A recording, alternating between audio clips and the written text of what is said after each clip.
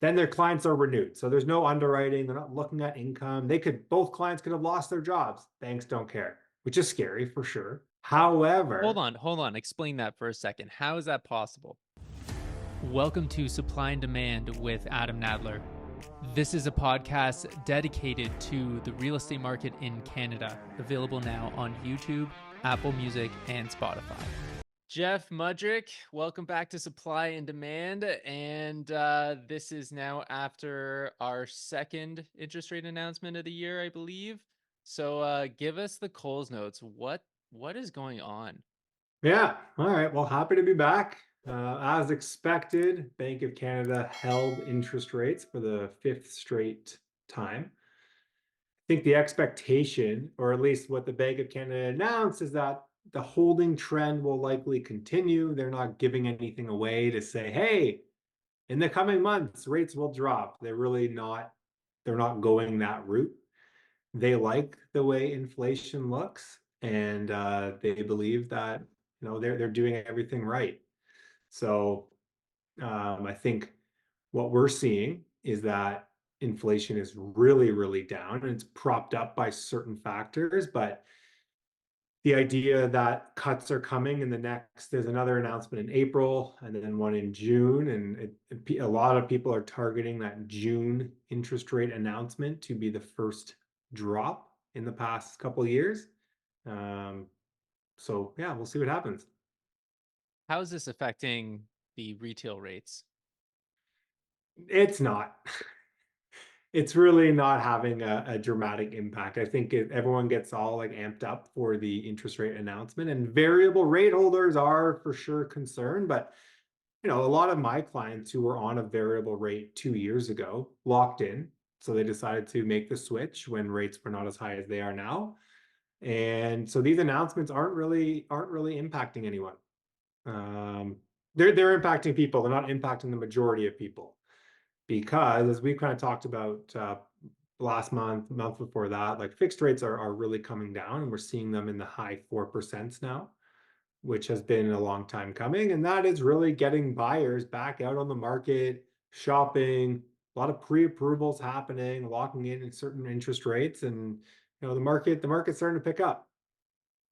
In terms of just how things got kind of crazy a couple of years ago, it seems like the dust has started to settle, but a lot of the products that became problematic throughout the whole process, in particular, the static payment variable rate financial products that the banks were offering to people, those are still being offered. So I guess my question is, what gives? Why are those not taken off the shelf?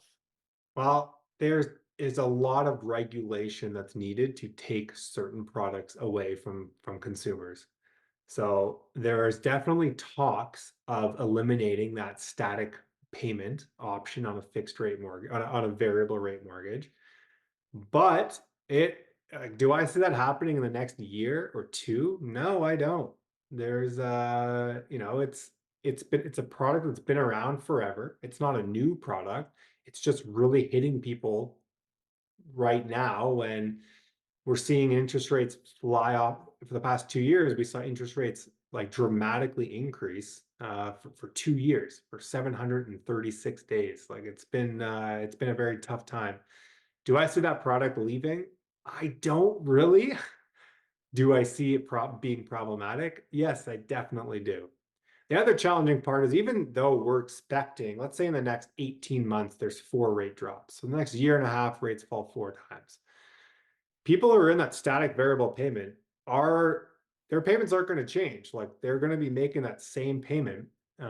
More, it's going to be beneficial. More of those clients are going to, more of the principal balance of the mortgage is going to be paid off. But maybe clients don't want that. And what I've seen a lot recently is clients reaching out saying, hey, I'm with a big blue bank. I didn't know my variable rate was static, or I'm with a red bank and I didn't know my variable rate static. Like, I don't want that, especially when we're expecting rates to drop. How do I get out of it? What do I do? So a lot of uneducated I think it's like bankers, brokers, and clients who are feeling the effects of this. In terms of just, I guess, how people are approaching looking at the future, I've been hearing, more and more, especially in my YouTube comments of, people really painting a doomsday brush with when it comes to renewals. You see renewals every day. What does that conversation look like? And how do the banks, more importantly, approach that conversation? Because it can't be that the banks want to have a ton of friction come renewal time and push a whole bunch of properties to market so that they're devaluing their own stock value, their own asset bases that they're a part of as well. Like that's not in their best interest. And with these amortizations creeping way, way up, how are they approaching that? And I guess part two to that question is, we've seen amortization caps just grow as household incomes have not caught up with pricing of housing. How likely do you think it is that we'll start seeing a 35-year cap on amortizations? Yeah. All right. So let's go step one, like what's happening with renewals. Banks, I would think, maybe at some point the higher ups at banks and the mortgage department at banks will talk. But right now, it's not, essentially what's happening is when clients are getting offered renewals, it's as simple as signing a piece of paper saying, hey, you want to renew? Check which term do you want, a 3-year, a 4-year, a 5-year. Sign here. That's it. Then their clients are renewed. So there's no underwriting. They're not looking at income. Both clients could have lost their jobs. Banks don't care, which is scary for sure. Hold However, on, hold on. Explain that for a second. How is that possible? so literally what happens is any bank, as long as the mortgage is in good standing, so as long as the mortgage payments have been made for the previous term of the mortgage, 3 to 4 months prior to renewal, clients will get a letter in the mail that says, do you want to renew? Or here are your renewal options. You check a box, you sign your name, your mortgage is renewed. That's it. You're subject to the new interest rate. So, because of how simple a process it is, you're signing a piece of paper. Banks and lenders give absolute garbage interest rates because they don't need to. They don't need to give good interest rates. 47% of clients will just sign that piece of paper or not shop that mortgage, which is very scary because clients are being put into expensive, expensive high interest rate mortgages when there are mortgages out there that are 50 basis points, 75 basis points cheaper.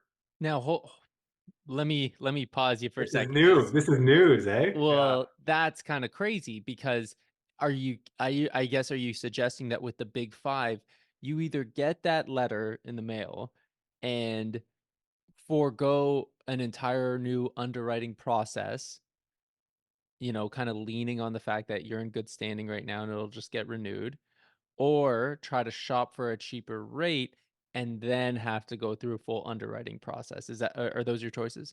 You got it. Yeah. Yeah. It's not even try to shop for a cheaper rate. You will get a much lower interest rate if you shop around. The caveat to shopping around is you have to qualify for that mortgage again. And 5 years ago, it was a lot easier to qualify than it is today. So doesn't it just make sense to start shopping? And if you don't like, or not, Then you don't sign that like, piece of paper. If you can't qualify, sign that piece of paper and you're renewed with your current. It's not even just bank, it's any lender. right. So if Any other lender. banks, so it's not if you don't like it, if they don't like you, if they don't like you, then you always have the option to just auto renew. 100% it's an automatically, as long as the mortgage is in good standing. So that's why I know I sent you an email, but like right now, like we're just seeing some some like terrible renewal offers. So what we've said is, hey, send us your renewal offer. If we can't beat that rate, here's $100 to wherever you want. $100 gift card to Tim's, $100 cash, $100 to the keg, whatever. Get to pay out that $100 because we beat that rate every single time because it's not a good interest rate what you're being offered. Um, Wow. yeah. Okay. So Okay. And now I guess for part two of the question is, the only way that banks are able to qualify people who have amortizations that have skyrocketed because of those fixed payment variable rates, and we have seen those caps been raising over time as household incomes are not keeping up with the price of housing. How likely do you think it is that we're going to see that cap now raised from 30 to 35? I mean, it feels like just what, 10 years ago it was 20, and then it was Yeah. 25, and then now it's 30. And how Yeah. likely It do you wa think it you know is? what? At some point, it was 35 as well. I gotta get the actual date. It was brought back, like, certain lenders had exceptions where you could go to 35. That's been brought back to 30. There's constantly conversations around a 35-year amortization. Like, it's very challenging because, yes, clients would qualify for a little bit more. Payments would be more manageable, but it's the vast so for example, with today's interest rates at, let's call it, like, 5%. A 5% interest rate on a 35-year amortization, you're probably getting somewhere between 4 to 5, maybe 4 to $500 a month is gonna go towards the principal balance of your mortgage, and the $3,500 a month is gonna go towards interest. So the longer you continue to extend the amortization, the worse those ratios get. Um, They so become they become forever loans. they become essentially like a line of credit, interest only payments, and yeah, you're really relying on the individual, or, like, if I had it, I'm relying on myself to be disciplined enough to make lump sum payments to increase my mortgage payment as I hopefully get more promotions or whatever that is. But If Canadians don't they don't do it. It's Canadians like no, they don't do Canadians it. don't do that. Canadians only care about that monthly payment. They don't care about anything else, it seems. And how many conversations do So you have like that? unfortunate.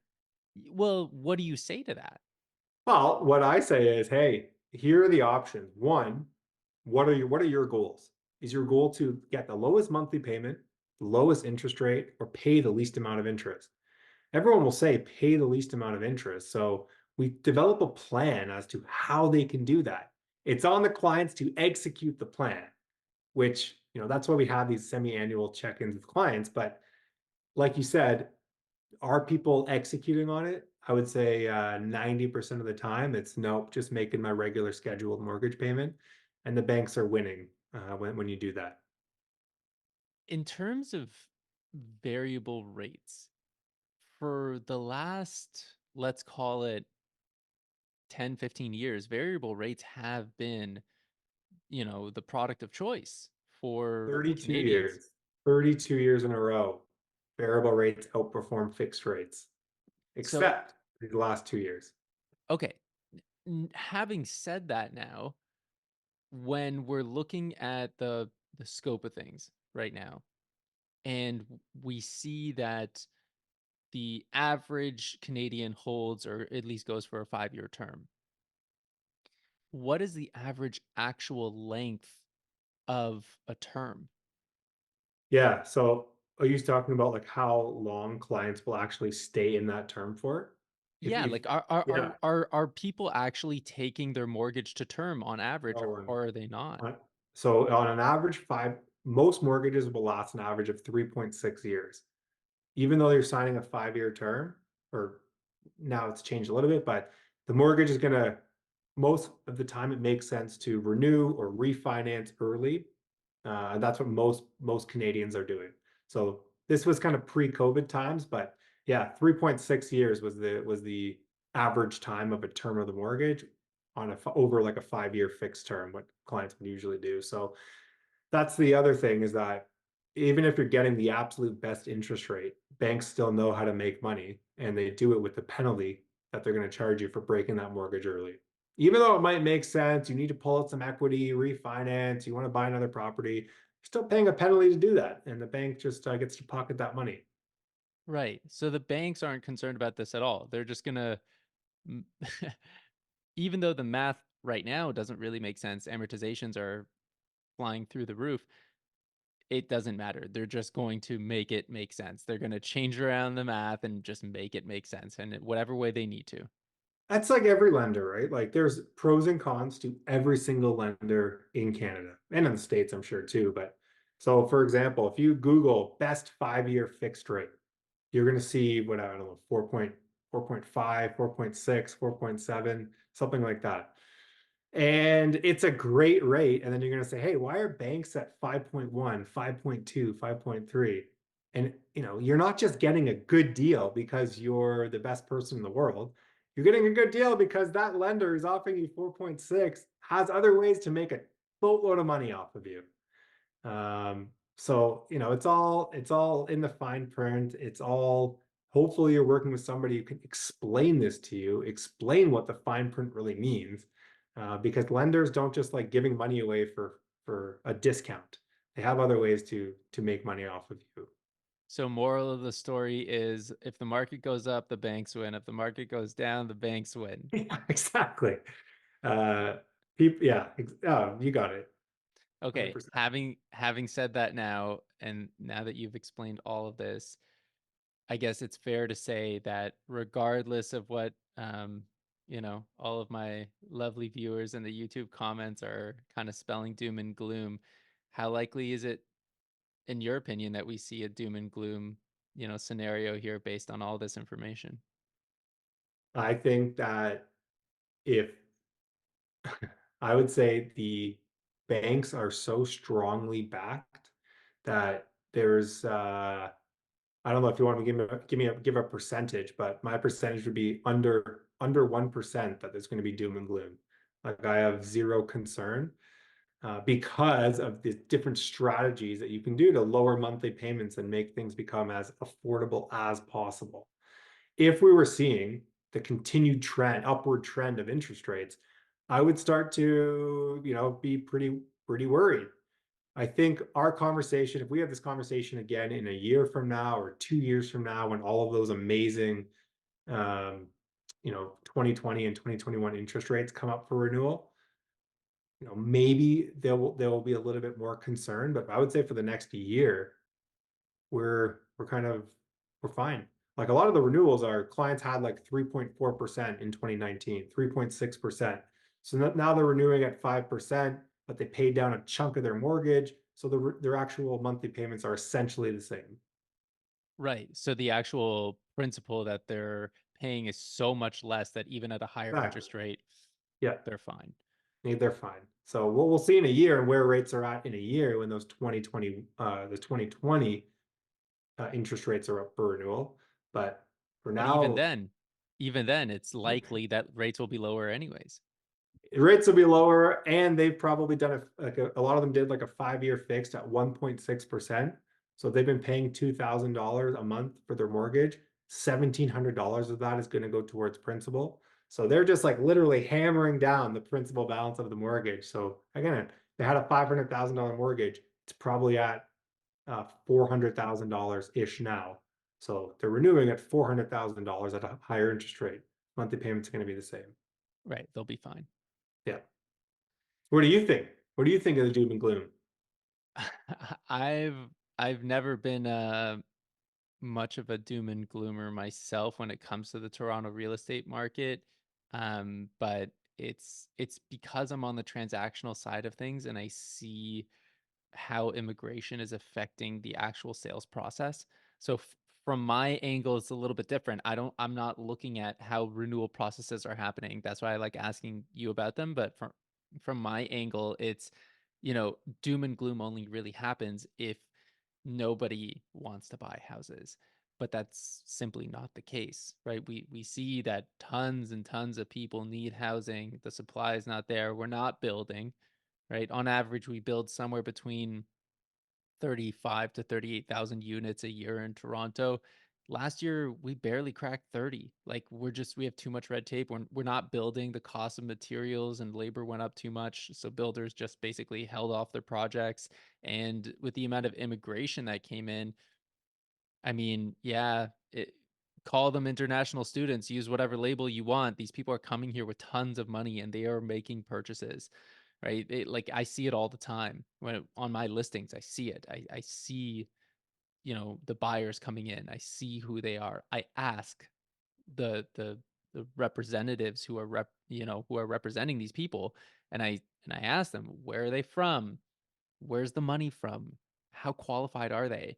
I'm not just leaving it to chance and crossing my fingers and hoping that they're going to close, right? So I ask those questions. I am inquisitive, and I do see it, and I do see that this is not something where it's a one-off and it makes for a nice story or a headline. No, no, no. This is a really consistent pattern that I've been seeing on the transactional side, and it's become so consistent over the last, well, basically my entire career, so over the last 8 years, that it's a topic of conversation that comes up with clients. And yeah, I can say, should you be counting on this certain type of person coming in here and buying your house? Yeah, yeah, probably, right? It's not that, 100%. it's It's it's not like I'm making a wild out there kind of, you know, assumption that doesn't, come to fruition. It's like, no, we see how many showings are coming in. We see who these people are, and we can see clear patterns and trends. It's not, and this is not going to be shocking to anybody who's listening to this, and especially if anybody's in my industry or your industry. Like, we have a ton of people coming from China and from Iran with tons of money. They're trying to get their money out of their country, and they have strong capital controls, and they use real estate to do it. This is it's not this is not news that Canada has basically become the money laundering center of the world, right? Like, this is what it is. People are trying to get their money out of oppressive regimes, and they come here, and whatever. This is what's real boost estate. yeah, this is what's boosting our pricing, and it's reliable. It is reliable. We've seen immigration at levels that are triple what our record was in a year, like in 2 years, right? It's not something that we're kind of sitting back and just kind of hoping things are going to be all right. No, no, no. We've manufactured demand, and it's very real, and those people are here, and they are very much looking to get into the housing market. And I would say too, or I know it's not just Toronto, it's all over. So I was talking to another partner up here who she had an open house, and she said there were like no clients who came to the open house. I was like, what do you mean? She goes, it was all real estate agents who were showing, or some on Zoom, some like doing whatever, taking pictures to send to their clients who were overseas and who are planning to move, who have residency or are going to get residency and move here. So it's amazing, and it's a very common trend that we're seeing as well. Not just in Toronto, but outside of Toronto as well. All the GTA is bustling. For sure. I think that we're probably approaching, let's call it, a 5-year gold rush for real estate in Toronto and the GTA. I think whatever doom and gloom scenario that could have happened probably would have already. And unless some crazy black swan event happens, I really don't foresee any trouble down the road. And so no, I'm definitely optimistic. And I think too, like I see it all the time. Like people will send me, some clients will send me, some other people will send me like, what do you think? What do you think happened here? And it's like somebody on Instagram or TikTok being like, this house sold for 1.5 and now it just resold for 1.2. What a terrible, like, sure, there'll be those types of properties.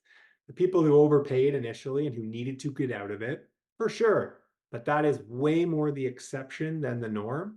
And like I wouldn't like I agree with you. The doom and gloom probably already happened, and historically, we'll or in the future, we'll look back and be like, oh yeah, there was like a year where like real estate was not popular in the in Ontario, and I don't think that's going to continue. I think it was a slower year last year, and a lot of people still bought houses at a discounted price. 100%. And at the end of the day, you know, when you're this is something that I've often tried to stay away from, is audience capture. When you're making content very consistently, you see the stats, you see which videos do well and which ones don't. And just as you know, yeah, I'm a realtor. I'm also a content creator, right? That's part of my marketing shtick, and that's fine. However, it's only when you get into this very consistently for a long period of time that you realize that the doom and gloom stuff is what the algorithms are optimized for. And if you're just going for views and to, actually get followers and things like that, then that's all you're going to focus on. Is you're gonna find those, this house sold for this a year ago and now it's sold for this, and this person took a bath for $500,000, and this is why you should stay away from blah blah blah, right? It's very easy to fall into that audience capture because you know that that's what's going to get views. That's more radical, it's more, kind of out there. But that's not why I'm doing this. I'm doing this to actually speak to real consumers and actually give them a general scope of things that's, nuanced and not radical in its perspective, but just more balanced and just kind of saying, hey, look, here's what it is. Because ultimately, at the end of the day, I'm looking to help, you're looking to help clients actually make money, actually kind of build a better financial future for themselves and for their family. I'm doing the same for my family. You're doing the same for your family.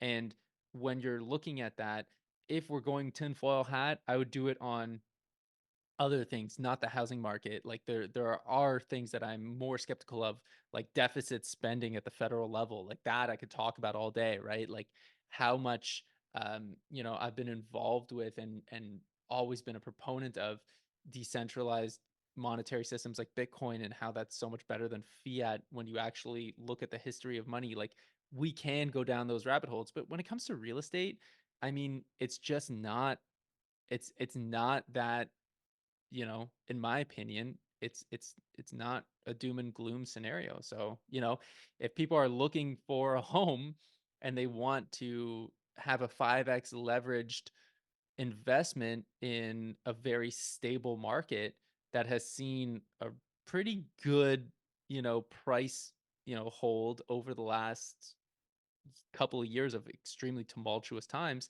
then yeah, the Toronto real estate market is, thumbs up. So, I mean, again, it's not going to be popular, but based on the actual numbers and statistics, that is the truth. That's the cold hard truth. Yep. Oh, I'm 100% with you. And it's not like, I think we're very aligned, and it's not you have to buy. Buying makes sense for everyone. Like absolutely not. I'm not in that I'm not in that camp. I just did a rent versus buy analysis for a client, and it made sense for the client's goals for the next few years. Made sense to rent. They had an amazing deal. They wanted to save up more of a down payment, and if they were planning to not live in that property for longer than it was like 3.6 years, it made sense to rent. Like I don't think, and I think you're very similar. You're not. You have to buy. Now's the best time to buy. It's always the best time to buy.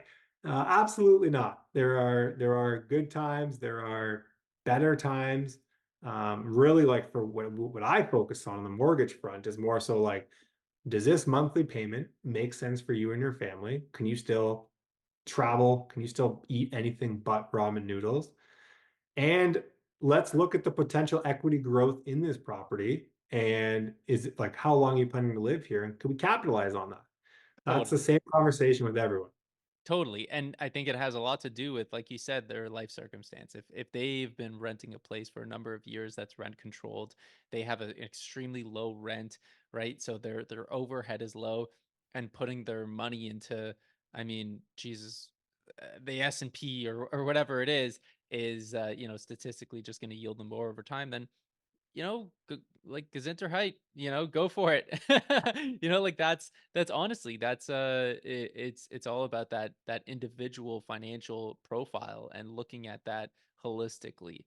So yeah, no, I 100% agree. It just has to make sense. But overall, I'm just I think that consumer confidence as it returns, unfortunately, Toronto is more of a light switch with less of a dimmer. So it's either on fire or people are just kind of, doom and glooming, tinfoil hat, kind of like welded onto their head. So I think we're probably going into a bit more of a hotter market, which I actually don't like operating in. It's a lot more stressful, but overall, yeah, I do see a positive outlook, and I'm glad that you've really shed some light today on the renewal process in particular, because it is something that I do see a lot in the comment section. So I wanted to thank you so much. I know that we're way over time and that you got to run, but thank you so much for coming on again, and we got to do this again sometime soon in person. Awesome. Thanks for having me.